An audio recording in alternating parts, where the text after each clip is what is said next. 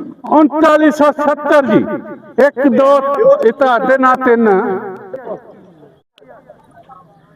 3700 और किधर गए हो? आ चौरी इधर आ यार, तू आना लेट है पूरा 3700 3700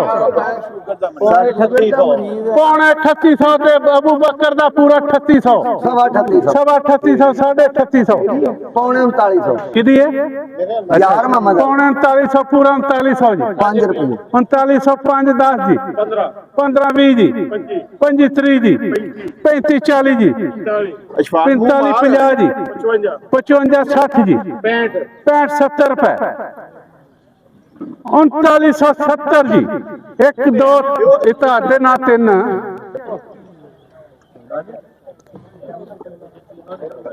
3800 रुपया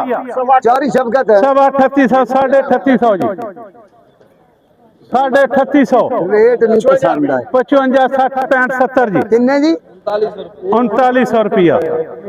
3905 जी 3910 3910 जी 3910 जाए नहीं जी ताते ने 15 20 जी 25 30 जी 35 40 जी 50 55 जी नवीद दी पर्ची 60 जी 65 नवे 70 75 जी 3975 रुपए था दिन